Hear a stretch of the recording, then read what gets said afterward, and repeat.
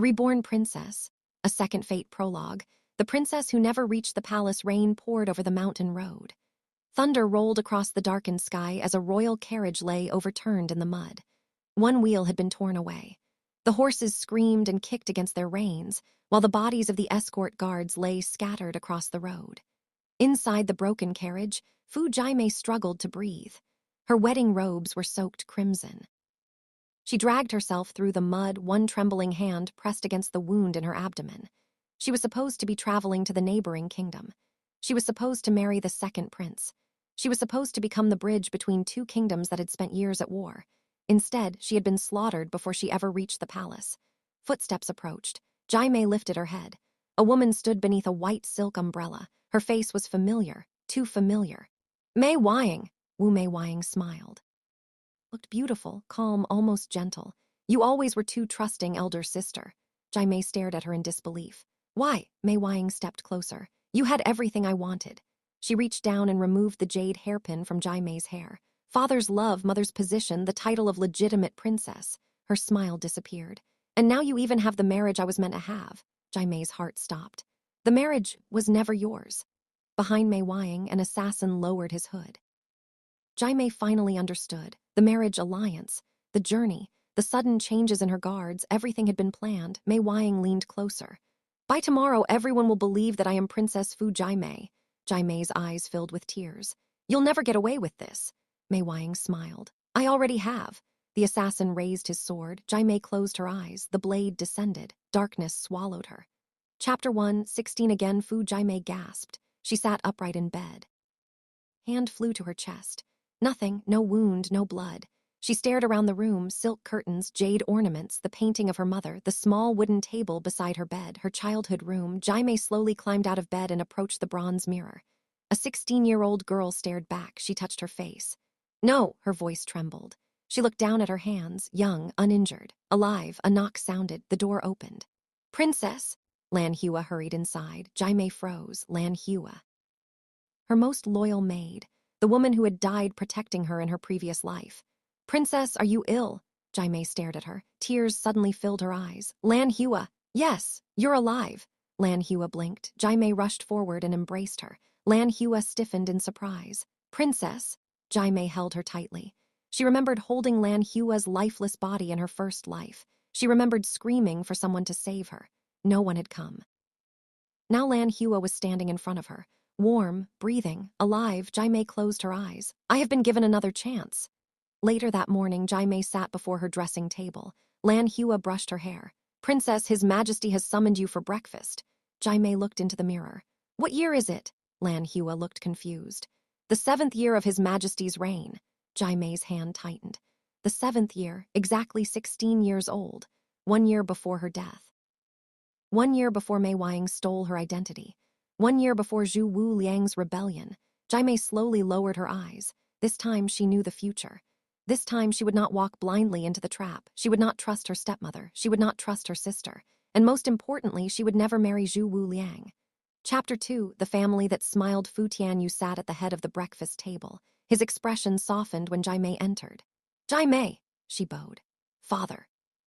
Wu Yaojai sat beside him. Beside her was Wu Mei Wang. Mei Wang looked exactly as Jaime remembered. Beautiful, graceful, sweet. She smiled. Elder sister. Jaime looked at her. For one terrible moment, she remembered the white umbrella, the jade hairpin, the sword, her own blood. She calmly returned the smile. Mei Wang. Wu Yaojai studied Jaime carefully. You seem different today. Jaime picked up her tea. Perhaps I simply slept well. Her father laughed. You have always been a spirited child. Jaime lowered her eyes. She remembered how easily she had once trusted him. She had believed her father would protect her.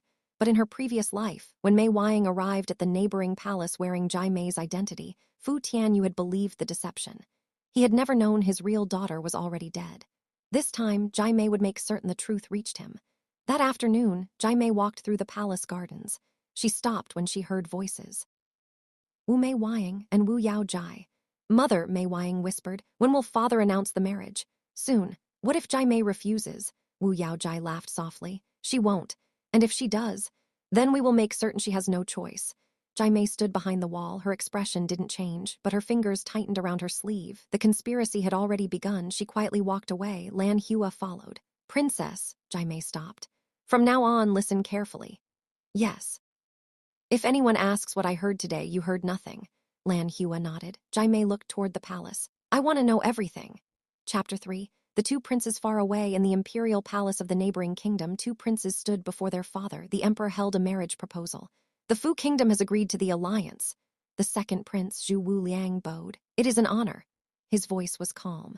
His eyes were not. He remembered this moment. He remembered what would happen. He remembered killing his own brother. He remembered taking the military token.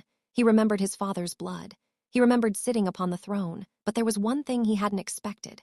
He had also been reborn. Across the room stood his older brother, Zai Exing, the first prince, the empire's most celebrated military commander. Zai Exing's face was expressionless, but beneath his calm exterior, memories burned. He remembered his brother's betrayal. He remembered the soldiers who died. He remembered the emperor's murder. And he remembered hearing that the princess from the Fu kingdom had been killed before reaching the palace. He had never known her, yet her death had always haunted him. Now he had been given another chance. The emperor continued. The princess is Fu Jaimei. Zai Exing's eyes sharpened. Fu Jaimei, the princess who died before reaching his palace. The princess whose death had been part of his brother's conspiracy. Zai Exing stepped forward. I object, the emperor frowned. Why? Zai Exing looked at his brother. Because if this marriage is meant to strengthen our kingdom, he paused, then the princess should marry the first prince. Silence filled the room. Zhu Wu Liang's expression froze. The emperor stared at his eldest son. You wish to marry Princess Fu Jaimei? Zai Exing bowed. I do. For the first time since returning to his second life, Zhu Wu Liang felt fear. His carefully planned future had changed. Chapter 4. The proposal. The news reached the Fu kingdom within days. Princess Fu Jaimei was to be considered for marriage to the first prince, Zai Exing. Jaimei stared at the letter. Zai Exing, the first prince. She knew the name. In her first life, he had eventually become one of the victims of Zhu Wu Liang's rebellion, but she had never met him. Why would he suddenly want to marry her? Lan Hua watched her. Princess, Jaimei folded the letter. Something is wrong. What? Zai Exing. She remembered what little she had heard about him. Honorable. Cold, a brilliant military commander, and loyal to the emperor. Yet why had he suddenly changed the marriage arrangement? Jaimei did not know that Zai Exing was asking himself the same question. He remembered her death. He remembered his brother's betrayal. And this time, he intended to protect her. Chapter 5. Their first meeting. The first meeting took place in the imperial gardens. Jaimei arrived wearing pale blue robes.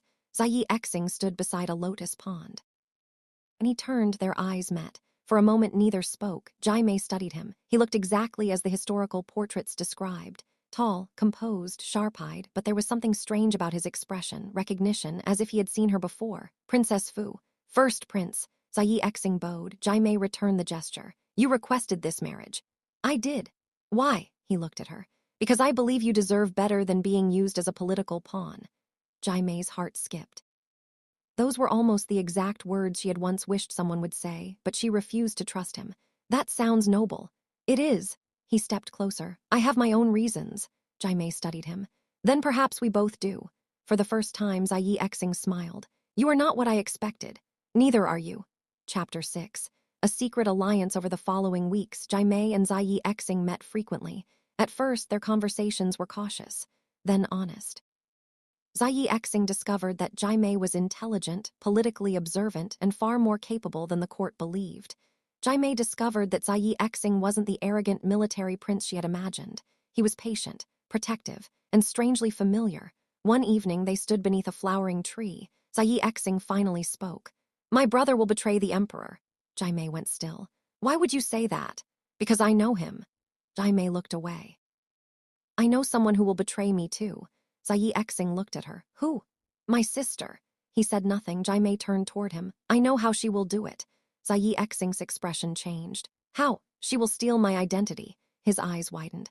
How do you know? Jaimei stared at him. Then she asked quietly, how do you know what my brother will do? Neither moved. The wind passed through the trees. Zai Exing finally whispered, because I died too. Jaimei's breath caught. He continued. I remember everything. Jaimei's eyes filled with tears. So do I. For the first time, they understood. They weren't simply two people trying to change the future. They were two people who had already lived it. Chapter 7. The plan. Zai Xing and Jai Mei began working together. They knew they couldn't simply accuse their enemies. They needed evidence. They allowed Zhu Wuliang to believe he was still controlling events. Jai Mei pretended to be uncertain about the marriage. Zai Xing publicly argued with his brother. Behind closed doors, they exchanged information. Zhu Wuliang began secretly gathering military commanders. Jai Mei tracked the people communicating with Wu Yaojai. Lan Hua discovered hidden letters. One letter contained instructions for assassins. Another contained payments to palace servants. Jai Mei stared at the documents. This is enough. Zai Xing shook his head. Not yet. Why? Because I want everyone involved. Jai Mei understood. They weren't simply trying to defeat Mei Wang. They were dismantling an entire network. Chapter 8. The false princess Wu Mei Wang became increasingly desperate. The marriage she had expected to steal was slipping away, so she began spreading rumors. Princess Jai Mei is arrogant. She doesn't respect the royal family. She is unsuitable to become the first prince's wife. But Jai Mei responded differently than she had in her first life. She visited wounded soldiers. She helped palace servants. She studied the kingdom's grain accounts. She listened to merchants. Slowly, people began to respect her. The rumors stopped working. Wu Yaojai became furious. Then Mei Wang made a dangerous choice. She contacted Zhu Wuliang. Chapter 9. The pact. They met secretly at night. You want the first prince removed, Mei Wang said. Zhu Wuliang looked at her. And you want your sister's position. Yes, he smiled. Then perhaps we can help each other. Neither knew that Zai Xing already suspected them. Neither knew Jai Mei had found their letters. And neither realized their enemies had already begun preparing for war. Chapter 10. The banquet. The imperial banquet was filled with nobles. Jai Mei stood beside Zai Xing. Wu Mei Wang approached. Elder sister. Jai Mei smiled. Mei Wang. Mei Wang began speaking sweetly. I worry that Princess Jai Mei is not ready for such an important marriage. Whispers spread through the hall. Jai Mei calmly lifted her cup. Is that so? Mei Wang nodded. I only wish to protect the family. Jai Mei looked toward the emperor. Then perhaps father should see these. Lan Hua stepped forward with a box. Inside were letters, payments, names, orders. The hall fell silent. The emperor read the first letter. His expression darkened. Wu Yaojai stood. Those are forged. Jai Mei turned toward her. Then perhaps you can explain why your seal is on them. Wu Yaojai froze. Mei Wang's face went white. Zai Xing stepped forward.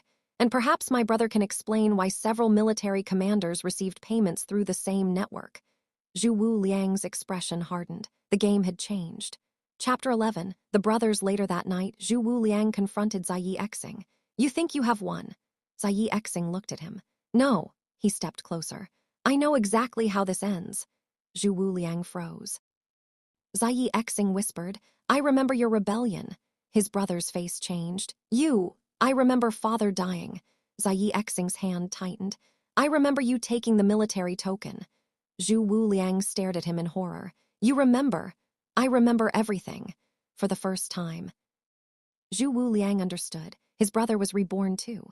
Chapter 12. The rebellion began before dawn. Palace gates were attacked. Soldiers loyal to Zhu Wuliang entered the capital. Fires spread through the outer palace. Jai Mei woke to the sound of bells. Lan Hua rushed inside.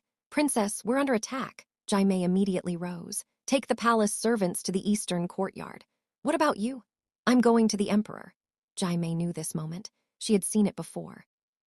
But this time the palace would not fall. Zai Xing commanded the loyal army. The battle raged through the capital. Zhu Wuliang fought toward the imperial treasury. The military token was kept there. If he obtained it, thousands of soldiers would answer to him. Jai Mei intercepted him. You won't have it. Zhu Wuliang drew his sword. You should have married me. Jai Mei stared at him. I would rather die. He attacked. Before his blade reached her, Zai Xing appeared. Steel clashed. The brothers fought. You were always jealous of me, Zhu Wuliang shouted. Zai Xing blocked his sword. No, he struck back. I pitied you. Zhu Wuliang screamed and attacked again. Their swords clashed until Zai Xing finally disarmed him.